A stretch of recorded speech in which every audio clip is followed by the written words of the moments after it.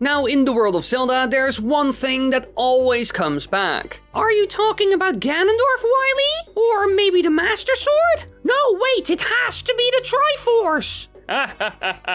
No, you foolish child. You are all wrong. Instead, we will look at another important element in the series. Time travel. This has been seen in so many games, it's mind-boggling. Think of titles like Skyward Sword, Ocarina of Time, Oracle of Ages, and more. And a lot of times, the results have varied. Sometimes it improves the story, and other times completely breaks it. And the question of today is, will we see some form of time travel in the upcoming Breath of the Wild sequel? Well, while we can never be certain, we can look into Nintendo's options when it comes to this. So, let's dive right in.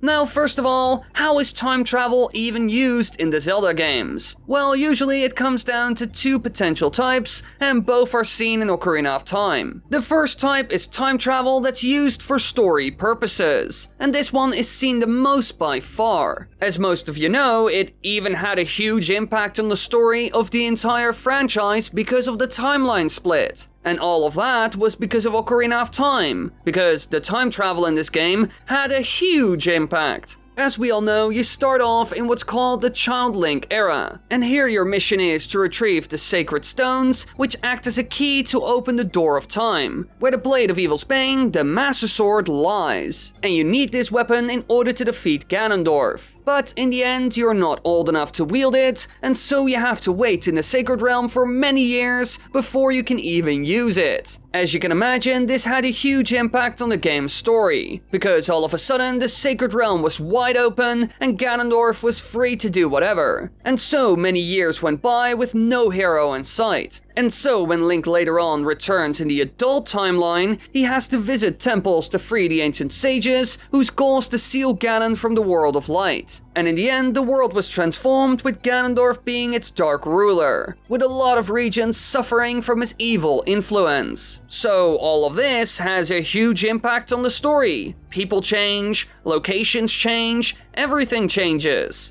This is one way you can use time travel. And the second use for time travel is to make the gameplay more interesting. For example, in Ocarina of Time, as a child, you explore a peaceful Hyrule, and the dangers you face are not too concerning, and the dungeons are not too complex. But as an adult, you face a lot bigger challenges and are confronted with the evil you're fighting. And in the end, you see a lot more people suffer. And there's even a difference between these two periods when it comes to tools, because some items can only be used and found as an adult and others only as a kid. So that's how Nintendo could possibly use time travel in Breath of the Wild, either to fix the story or to make gameplay more interesting. And there is a chance they will do something like this. I mean, if they draw inspiration from Age of Calamity at least. Which I hope doesn't happen, because my lord, the story of that game was really disappointing. But regardless of that,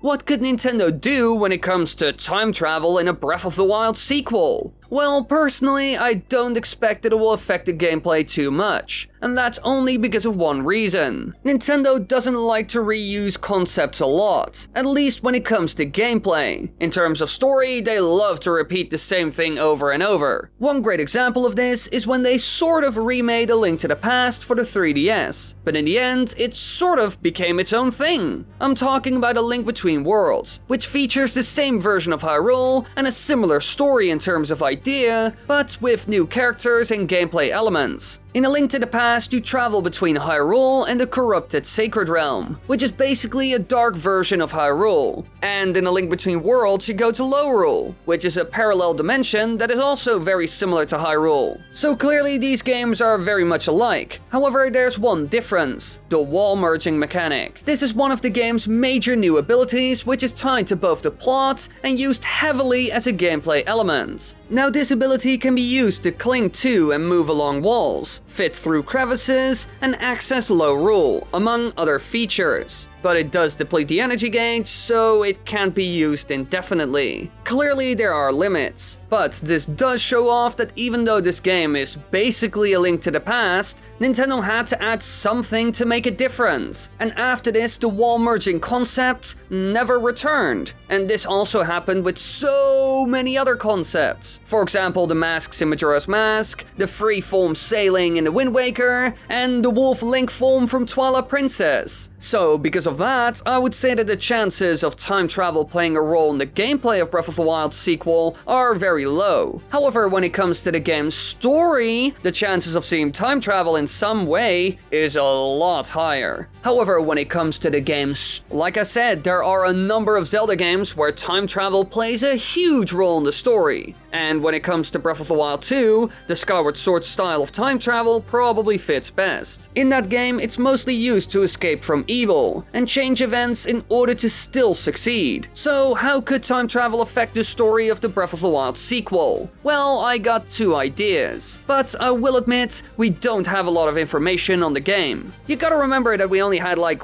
one trailer so far, so we don't have very much to go on. Now let's start with my first one. They could use time travel to reverse certain mistakes made in the game, and in the trailer we see one example of this. In the trailer we can see that Link and Zelda are exploring a dungeon underneath Hyrule Castle, and as we all know by now, that place was most likely made by a group known as the Zonai. The ruins seen there look very similar to their structures after all. Now in the end, after traveling a very long time, they come to a cavern, where Ganondorf's corpse is laid across a pedestal, and from his body we can see a bunch of goop pouring out that seems to be the same as the malice seen in Breath of the Wild. Aside from that, we can see a blue glowing hand reaching down, and his corpse is reawakened after that, which results in an earthquake. And then the screen moves to see Hyrule Castle shaking and actually rising from the ground, leaving us all with a cliffhanger. Now it could be that they actually woke up Ganondorf. It seems to be the case at least. And as you can imagine, this isn't a good thing. So it could be that they will actually use time travel in the end in order to reverse this horrible mistake. Knowing Nintendo, this could very well happen. They've done something like this recently after all. I mean, we saw something similar in Age of Calamity. Here a little time traveling guardian went back in time in order to save the burning kingdom of Hyrule. And in the end, he even succeeded. So maybe we will see something similar to that in the Breath of the Wild sequel. It could fit very well after all. And they could easily bring back this small guardian to do something like this. Now obviously, I wouldn't be a big fan of this whatsoever. As you all know, I kind of hate what they did with Age of Calamity. So I hope they don't do something like that. But luckily enough, we have another option for time travel. Instead of using it to solve some sort of problem, which is quite a lazy way of using time travel in my opinion, because you're just using it to plug some leaking hole, it can be used to enhance the story. They could, for example, use time travel sections that only play one role, helping you understand the full story. We even sort of see this in the trailer, because at some point we see some sort of shadow cast on the wall that kind of shows off the story of Ganondorf. So maybe we will see more of that,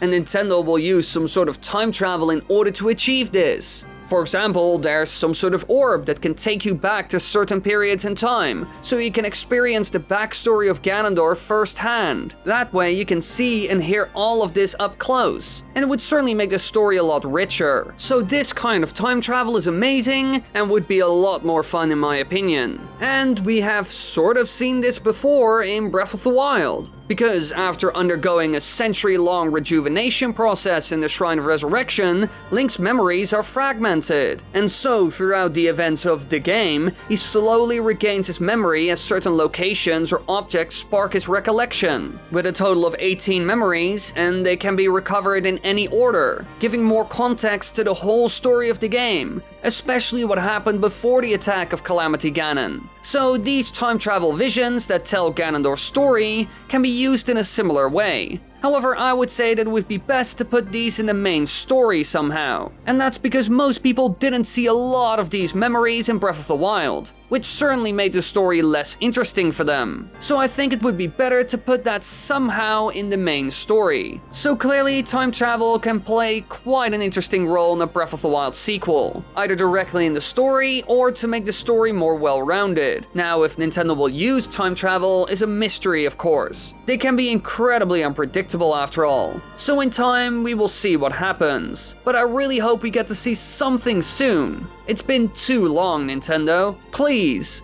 give me some Breath of the Wild 2 news. Thank you all so much for watching, I hope you enjoyed this video. Be sure to check out the other videos on the channel, leave a like, click subscribe, click the bell button, and tell me in the comments what you think about this subject, and then I'll see all of you in the next one.